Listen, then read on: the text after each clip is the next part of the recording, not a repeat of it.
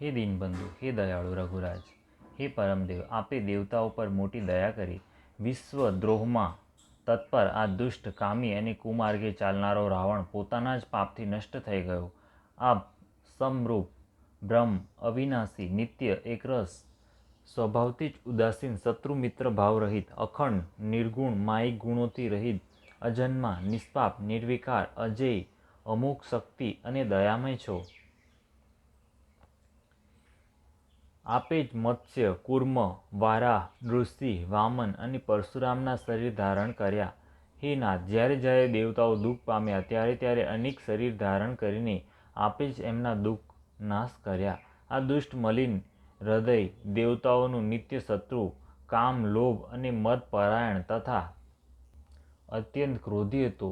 એવા અધમ શિરોમણીએ પણ આપનું પરમ પદ પામી લીધું. આ વાતનું તો અમારા મનમાં આશ્ચર્ય થયું. અમે દેવો શ્રેષ્ઠ અધિકારી થઈને પણ સ્વાર્થ પરાયણ થઈ આપની ભક્તિને ભૂલાવીને નિરંતર ભવસાગરના પ્રવાહમાં પડ્યા છીએ.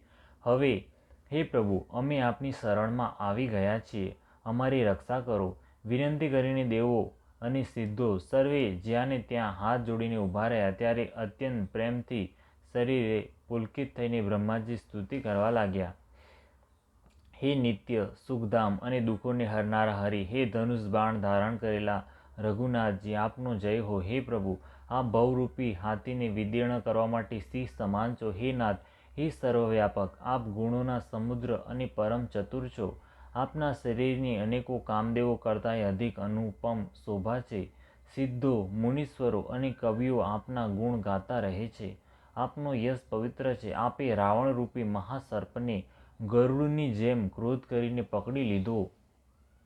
હે પ્રભુ, આપ સેવકોને આનંદ આપનારા, શોક અને ભયનો નાશ કરનારા, સદાય ક્રોધ રહિત અને નિત્ય જ્ઞાન સ્વરૂપ છો. આપનો અવતાર શ્રેષ્ઠ, અપાર, દિવ્ય ગુણોવાળો, પૃથ્વીનો ભાર ઉતારનારો અને જ્ઞાનનો સમૂહ છે. અવતાર લેવા છતાંય આપ નિત્ય, અજન્મા, વ્યાપક, એક, અદ્વિતીય અને અનાદિ છો. હે કરુણાની ખાણ શ્રી રામચંદ્રજી, હું આપને ઘણા જ હર્ષની સાથે નમસ્કાર કરું છું. હે રઘુકુળના આભૂષણ, હે દૂષણ રાક્ષસોને મારનારા તથા સમસ્ત દોષોને હરનારા, વિભીષણ દીન હતો તેને આપે લંકાનો રાજા બનાવી દીધો.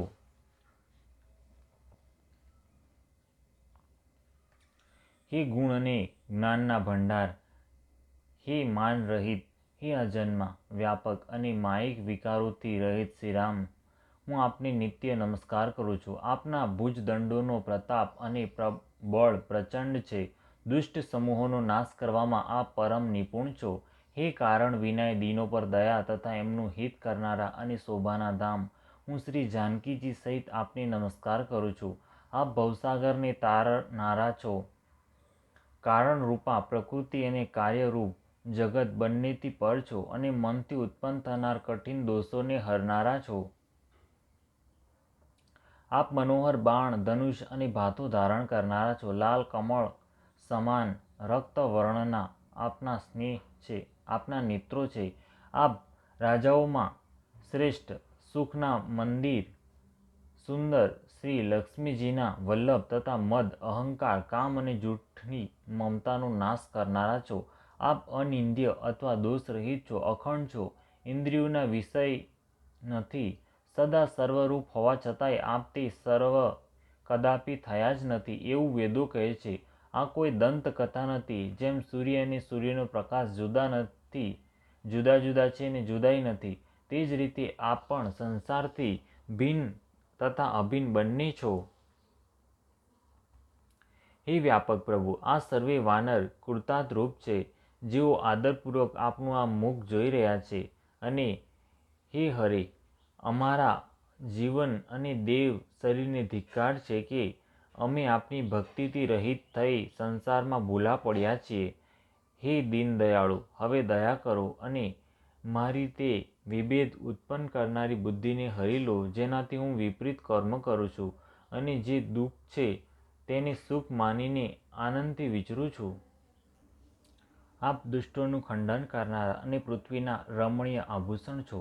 આપના ચરણ કમળ શ્રી શિવ પાર્વતી દ્વારા સેવિત છે. હે રાજાઓના મહારાજા, મને આ વરદાન આપો કે આપના ચરણ કમળમાં સદાય મારું કલ્યાણદાયક પ્રેમ થાય. આ પ્રમાણે બ્રહ્માજીએ અત્યંત પ્રેમ પુલકિત શરીરે વિનંતી કરી. શોભાના સમુદ્ર શ્રી રામચંદ્રજી દર્શન કરતાં કરતાં તેમના નેત્ર તૃપ્ત નહોતા થતા. એ સમયે દશરથજી ત્યાં આવ્યા. પુત્ર શ્રી રામચંદ્રજીને જોઈને એમના નેત્રોમાં પ્રેમાશ્રુનું જળ છવાઈ ગયું. નાના ભાઈ લક્ષ્મણજી સહિત પ્રભુએ તેમને વંદના કરી અને પછી પિતાએ તેમને આશીર્વાદ આપ્યા. શ્રી રામચંદ્રએ કહ્યું, હે તાત, આ સર્વે આપના પુણ્યોનો પ્રભાવ છે, જેથી મેં અજય રાક્ષસ રાજને જીતી લીધું. પુત્રના વચન સાંભળીને તેમની પ્રીતિ અત્યંત વધી ગઈ. નેત્રોમાં જળ છવાઈ ગયું અને રોમાવલી ઊભી થઈ ગઈ. શ્રી રઘુનાથજી અગાઉના હયાતી કાળમાં પ્રેમનો વિચાર કરીને પિતાની સામે જોઈને જ તેમને પોતાના સ્વરૂપનું દ્રઢ જ્ઞાન કરાવી દીધું. હે ઉમા, દશરથજીએ ભેદ ભક્તિમાં પોતાનું મન જોડ્યું હતું, તેથી તેમને કેવલ્ય મોક્ષ નહોતું પ્રાપ્ત થયું. માયા રહિત સચ્ચિદાનંદમય સ્વરૂપભૂત દિવ્ય ગુણયુક્ત સગુણ સ્વરૂપની ઉપાસના કરનાર ભક્ત આ પ્રકારનું મોક્ષ લેતા પણ નથી. તેમને શ્રીરામજી પોતાની ભક્તિ આપે છે. પ્રભુને ઇષ્ટ બુદ્ધિથી વારંવાર પ્રણામ કરીને દશરથજી હર્ષિત થઈને દેવલોકે ચાલ્યા ગયા. નાનાભાઈ લક્ષ્મણ અને જાનકીજી સહિત પરમ કુશળ પ્રભુ શ્રી કૌશલાધીશની શોભા જોઈને દેવરાજ ઇન્દ્ર મનમાં હર્ષિત થઈને સ્તુતિ કરવા લાગ્યા.